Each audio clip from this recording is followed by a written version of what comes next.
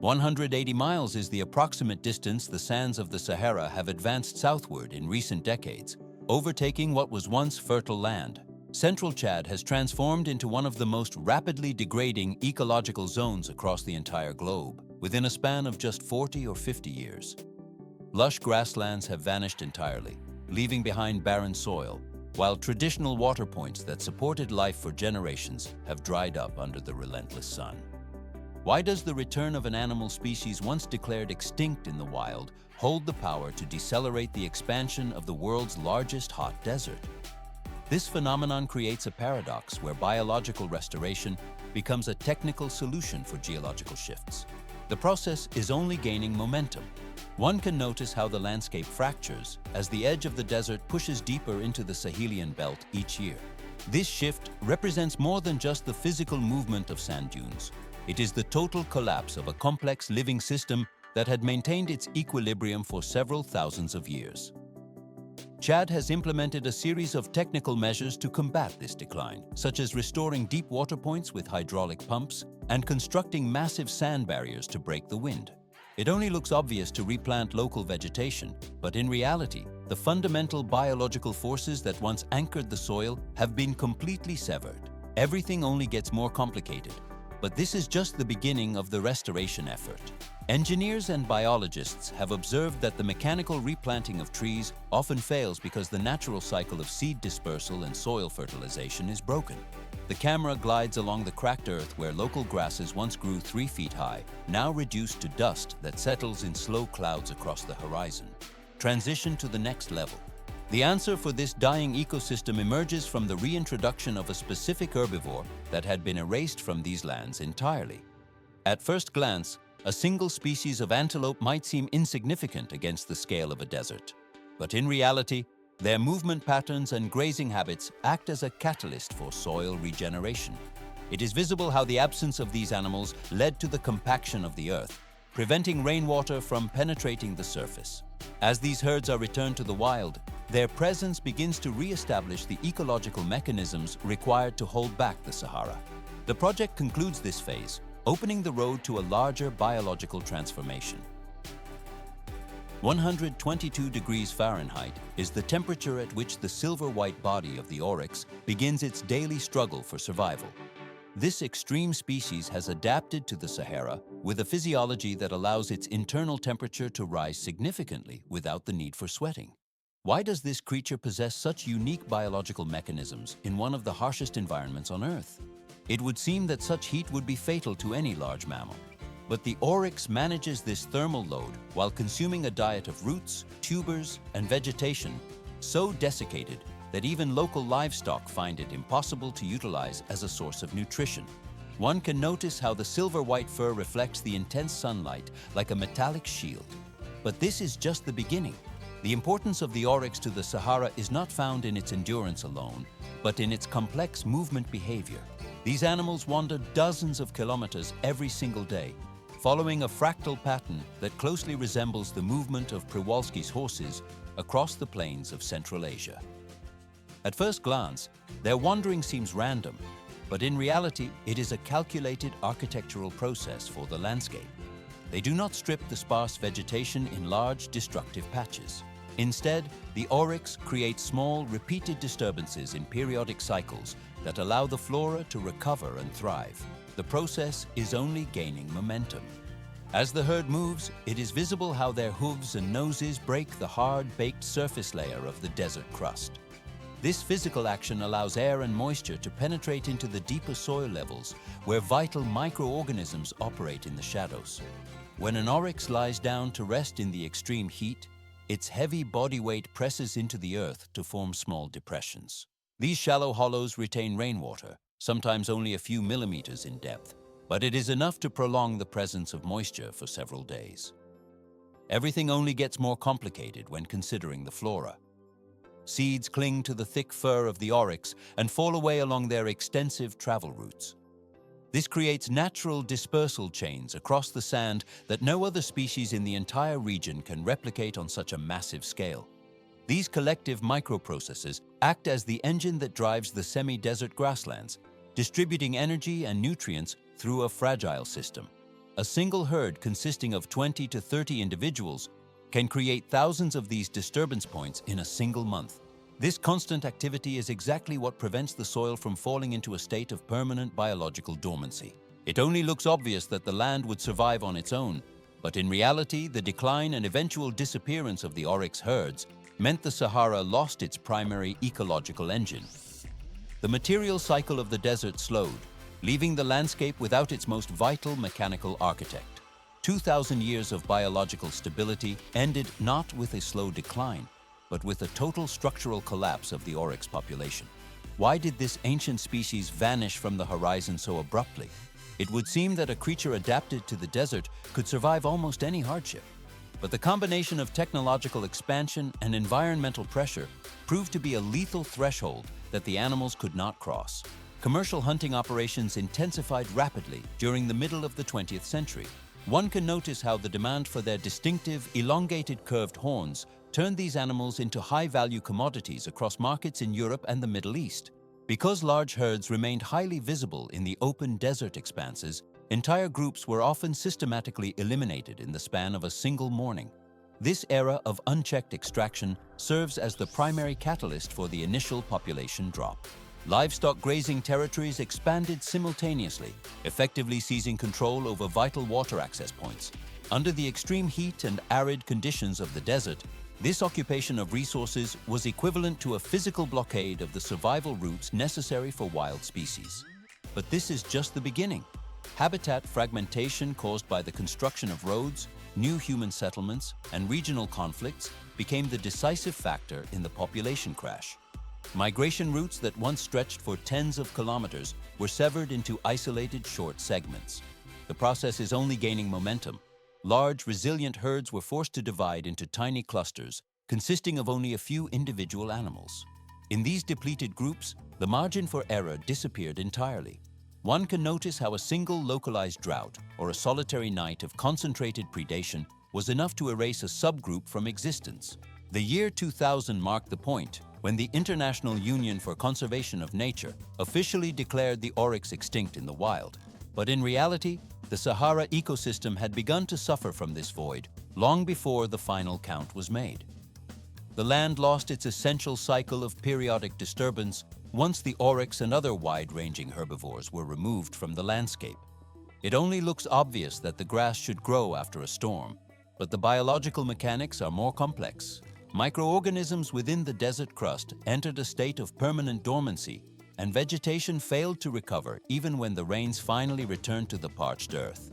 One can notice how the wind begins to strip away the final thin layer of topsoil in a matter of minutes without the stabilizing presence of the herd. The equipment of nature itself stopped functioning as the soil transitioned into a sterile state. Transition to the next level. The absence of the species triggered a chain reaction that altered the very physical composition of the desert floor. The biological narrative of the region reached a silent standstill as the last tracks disappeared. From here begins a new stage of understanding the fragile balance of the desert environment. 99% is the staggering degree to which bison populations once plummeted across North America, triggering a catastrophic environmental chain reaction. Why does an ecosystem suddenly fail and turn into a barren wasteland? At first glance, it seems that a lack of rainfall is the primary cause of desertification. But in reality, the collapse occurs because the soil loses its physical capacity to retain moisture. The degradation functions as a degenerative feedback loop where the earth becomes a hostile barrier rather than a life-sustaining sponge. To understand the immense scale of this global problem, the Sahara must be viewed as a complex, interconnected network. Semi-desert soil depends entirely on the delicate combination of four specific elements: subterranean microorganisms, a porous surface structure, wide seed distribution, and large animals that provide constant physical disturbance. When animals disappear from the landscape, the remaining three layers of the system immediately lose their functionality. One can notice how the soil structure becomes densely compacted, forming a hard crust that forces rainwater to evaporate or run off the surface before it can ever seep into the ground. But this is just the beginning. Microorganisms deep within the earth find themselves without the oxygen necessary to operate as the soil seals shut. The process is only gaining momentum. Seeds that should be buried in the dirt instead lie exposed on the scorching surface, where they quickly die under the intensity of the sun. It only looks obvious that humans can fix this by pumping water or planting trees. But in reality, these interventions fail because the fundamental biological disturbance is missing. This explains why numerous past restoration projects across the Sahel region ended in total failure. They attempted to artificially recreate the surface appearance of the ecosystem without restoring the internal biological forces that actually drive it from within. Everything only gets more complicated when the natural engines of the land are ignored. This specific degradation mechanism has been observed in diverse ecosystems across every continent. In China, the vast northern grasslands only showed signs of recovery when Przewalski horses were reintroduced to the land. The horses created a mosaic of grass patches through their movement and grazing, which allowed the soil to breathe again. European bison perform a similar function in degraded forests across Europe by aggressively opening clearings where sunlight reaches the floor and seeds can finally germinate. The camera glides along the changing landscape where these massive animals break the soil and restart the cycle of growth. And this is not the limit. In Yellowstone, the return of wolves regulated the elk populations, which indirectly allowed vegetation to stabilize the riverbanks. The equipment of nature functions through these complex interactions, where every movement of a hoof or predator changes the very chemistry of the earth. 100 individuals was the critical threshold of the entire population remaining across the globe when the species vanished from its natural habitat. This transition forced zoos and specialized conservation centers to become the final genetic reservoirs for the animal. Why did the disappearance of the oryx from the wild trigger such an urgent scientific response? It would seem that a handful of survivors could simply be bred to increase their numbers. But without high genetic diversity, the first generation of offspring would likely succumb to hereditary defects, rendering the entire reintroduction effort a failure. Scientists were required to develop an intricately managed breeding program that utilized complex algorithms to preserve 90% of the original genetic diversity. This was not a simple matter of reproduction. One can notice how researchers meticulously analyzed every lineage to avoid the dangers of inbreeding, but this is just the beginning. The process of selection became increasingly rigorous as the project advanced over several decades. Many individuals were removed from the breeding pool due to high genetic risks or physical characteristics that were deemed unsuitable for the extreme temperatures of the desert.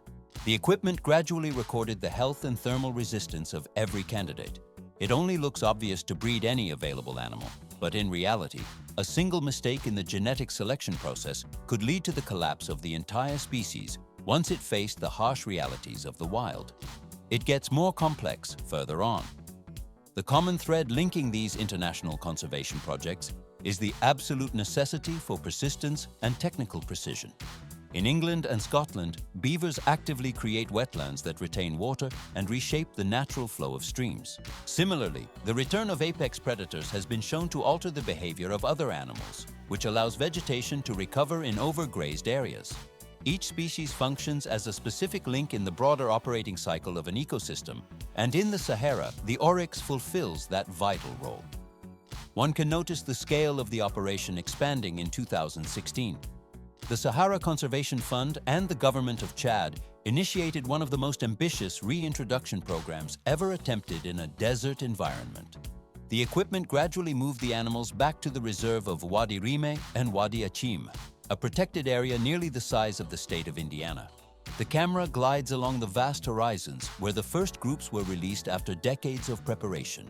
Everything only gets more complicated as the animals adapt to the arid landscape. The project stands as one of the most significant examples of modern genetic conservation in history. This transition marks the point where laboratory theory meets the physical reality of the desert. The process is only gaining momentum as the population begins to stabilize. From here, the transformation moves to the next phase of ecological restoration. 4,500 kilometers is the approximate distance covered by specialized cargo aircraft transporting the animals from Abu Dhabi to Chad. Why is such a complex aerial logistics operation required for these individuals? One might assume a shorter journey would suffice, but the many hours spent in the air are strictly calculated to minimize physiological stress on the biological systems of the animals. This ensures they arrive in the semi-wild acclimatization area with their health and stamina fully preserved. But this is just the beginning. The process of integration begins immediately upon their arrival at the facility. Technicians carefully fit each individual with Iridium GPS collars that monitor location, heart rate, and ambient temperature in real time. One can notice how the equipment gradually synchronizes with the global Iridium satellite network to ensure data transmission. This specific technology allows for a stable signal even in remote desert regions where telecommunications infrastructure is entirely absent. Because the recording frequency can be adjusted to every few minutes, scientists are able to generate detailed movement maps. It gets more complex further on. The data provides a technical look at how the Oryx managed to survive extreme climatic fluctuations. By identifying potential migration routes, researchers can determine which specific areas of the landscape are beginning to recover. During the pre-release phase, the Oryx undergo intensive training within the semi-wild enclosure to regain lost survival mechanisms. They learn to locate water sources, maintain the cohesion of the herd, and navigate around incoming sandstorms. These physical skills were once instinctive to their ancestors, but they had largely faded over many generations spent in captivity. At first glance, the adaptation seems simple, but in reality, the animals must also adjust their metabolic activity to the harsh day-night cycles of the desert. It is visible how the animals begin to mirror the natural rhythms of their environment after several weeks of exposure. The process is only gaining momentum as the social structure of the group stabilizes. Just a few months after the program commenced, the first calf was born within the enclosure. Such an event serves as a clear indicator that the environmental conditions are suitable enough for the biological cycle of life to continue. After the training period, the Oryx are released in small groups to reduce the immediate pressure on the surrounding ecosystem. The movement out into the open wilderness occurs in stages to prevent disorientation among the individuals. Thus, the transition from controlled environments to the wild is managed with technical precision, opening the road to the final formation of a self-sustaining population. From here, the transformation moves to the next phase of the restoration project without haste. 500 Scimitar-horned Oryx now roam the wild expanses, representing a population that has finally transitioned from human dependence to biological autonomy. Why was this specific species chosen to lead the restoration of the Saharan fringe? While many conservation efforts focus on the visible canopy of trees, the Oryx possesses the unique physiological capability to survive in environments where neither wolves nor beavers can persist. This animal serves as the missing mechanical link required to reactivate a dormant landscape, proving that an ecosystem cannot be rebuilt by planting alone if the subterranean cycles have already collapsed. Groups of these herbivores were guided into the semi-desert at the first light of dawn, utilizing the lowest daily temperatures to prevent physical exhaustion during orientation. For the first time in more than 3 decades, wild hooves pressed into the shifting sands of Owadirimi Owadiachim, signaling the precise moment an entire ecosystem began to move again. But this return was not met with immediate environmental harmony. One can notice how the Sahara pushed back through extreme climatic pressure, with temperatures reaching 120 degrees Fahrenheit for many consecutive days. The environment proved lethal for nearly 1/3 of the initial release group within the first few months. Hot winds damaged sensitive electronic monitoring equipment, and some young calves did not survive the onset of the dry season, while local predators adapted quickly to the new food source. But this is just the beginning of the learning curve. Success in such harsh corridors comes not from resisting the laws of nature, but from a technical understanding of how those laws operate under stress. Research teams in Chad responded by shifting their strategy to mirror the natural requirements of the herd. They dug deep wells to supplement scarce water sources and moved release sites further south where the grasslands still retained a functional structure. The equipment gradually adapted as training time in semi-wild enclosures increased, and releases were conducted in larger herds to mitigate the risk of predation. It is visible how these adjustments took effect, as survival rates rose from 65% to 90% in a span of just 3 years. Small but foundational changes began to reappear in the soil as the herds moved steadily across vast territories. Why does the simple movement of a herd matter more than a massive planting project? The answer lies in the mechanical disturbance of the earth.